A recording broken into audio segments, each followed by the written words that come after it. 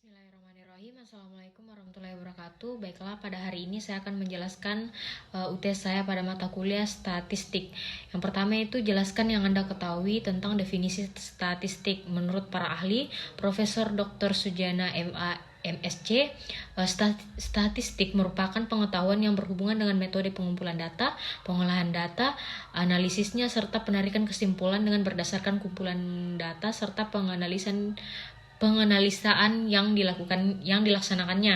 Yang kedua itu menurut saya, statistika adalah sebuah ilmu yang mempelajari bagaimana cara merencanakan, mengumpulkan, menganalisis, lalu menginterpretasikan dan akhirnya mempresentasikan data. Singkatnya, statistika adalah ilmu yang bersangkutan dengan suatu data. Selanjutnya nomor 2 itu jelaskan tahapan-tahapan kegiatan statistik. Ada 5 tahapan dalam kegiatan statistik, yaitu yang pertama pengumpulan data, mengumpulkan data seluruh populasi apabila menggunakan metode sensus, mengumpulkan sampel dalam artian hanya sebagian data yang mewakili populasi apabila menggunakan metode sampel.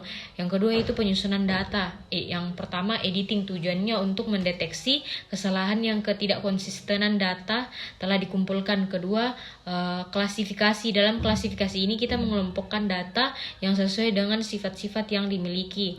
Yang ketiga itu tabulasi atau menyusun data ke dalam baris dan kolom. Selanjutnya itu poin ketiga, penyajian data. Dalam menyajikan data agar mudah dibaca secara visual, maka data tersebut akan dibentuk dalam bentuk tabel, grafik, dan diagram. Keempat itu menganalisis data. Dalam tahapan ini data yang disusun dianalisis dengan menggunakan metode statistik agar memperoleh gambaran keseluruhan.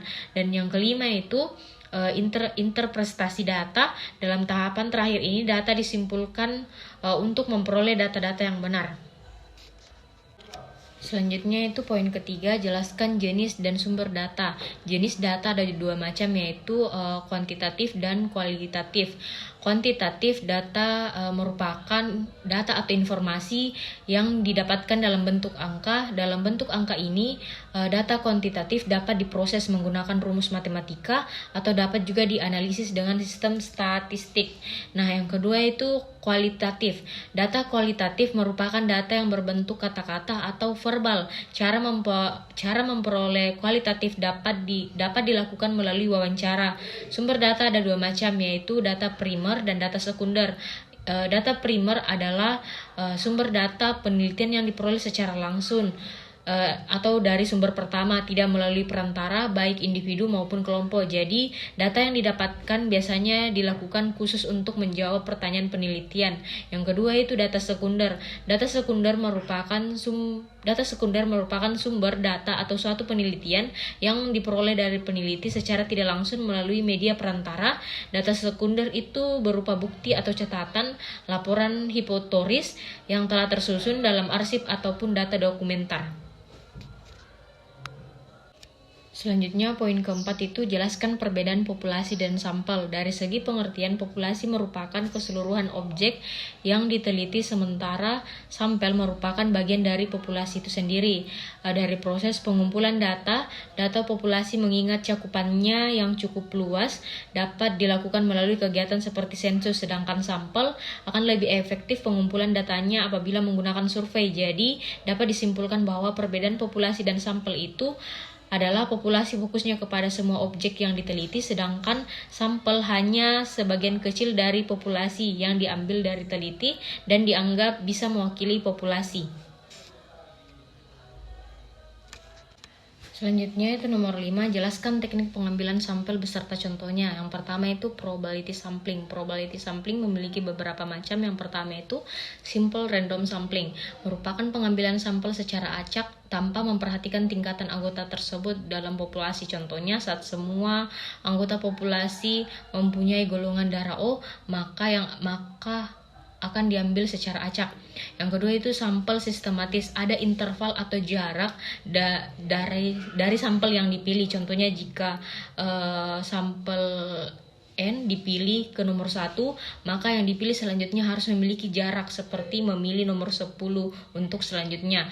Yang ketiga itu disproportionate stratified atau random sampling, teknik pengambilan sampel yang dilakukan untuk menentukan jumlah sampel saat saat jumlah sampel kurang proporsional. Contohnya pegawai Alfamart memiliki karyawan lulusan S2 10 orang dan S1 3 orang, lulusan SMA 100 orang, dan lulusan SMP 234 orang. Yang diambil sampel yaitu lulusan 1 dan lulusan S2. Keempat yaitu proportionate stratified random sampling, yaitu pengambilan sampel yang dilakukan jika populasi tidak homogen. Contohnya Putri mengambil sampel 3% dan 500 dari desa A dan 3% dari 300 dari desa B dijadikan untuk sampel penelitian. Yang kelima itu sampel area pengelompokan berdasarkan wilayah atau lokasi populasi. Contohnya, seorang marketing manajer sebuah stasiun TV ingin mengetahui tingkat penerimaan masyarakat Jawa Barat atas sebuah mata tayangan. Teknik pengambilan sampel dengan area sampling yang paling tepat. Yang kedua itu non-probability sampling. Adapun beberapa macamnya. Yang pertama itu sampel kuota. Pengambilan sampel berdasarkan pertimbangan peneliti dan kriteria yang telah ditentukan. Contohnya peneliti dilakukan terhadap pegawai golongan 2 para instansi pendidikan, dilakukan secara berkelompok. Jumlah sampel ditetapkan yaitu 100 orang dan peneliti 5 orang. Jadi setiap peneliti memilih secara bebas pegawai golongan 2 sebanyak 20 orang. Yang kedua itu sampel insidental, penentuan sampel berdasarkan faktor spontanitas atau tanpa sengaja. Contohnya wartawan mewawancarai warga yang kebetulan sedang lewat. Nah, yang poin ketiga itu tentang sampel purposif. Sampel dipilih berdasarkan pertimbangan tertentu yang dikehendaki. Contohnya Kika ingin meneliti tingkat stres mahasiswa semester 5. Yang diteliti itu hanya mahasiswa semester 5, bukan semester 1 dan 3. Yang keempat itu sampel jenuh. Pengambilan sampel Kika, semua anggota populasi digunakan sebagai sampel. Contohnya Kika hanya terdapat 27 orang dalam jumlah populasi atau kurang dari 30, maka ke semua 27 dapat dijadikan sampel. Nah, yang kelima itu sampel bola salju, dikatakan juga sampel bertahap. Pada sampel diambil secara berantai, mulai dari ukuran sampel yang kecil terus meningkat ke ukuran yang lebih besar. Contohnya itu penelitian tentang gizi buruk dengan cara menanyakan nama yang terkena gizi buruk dari responden dan begitupun dengan seterusnya. Baiklah, itulah penjelasan dari saya mengenai UTS statistik. Kurang lebihnya mohon dimaafkan. Akhirul kalam. Assalamualaikum warahmatullahi wabarakatuh.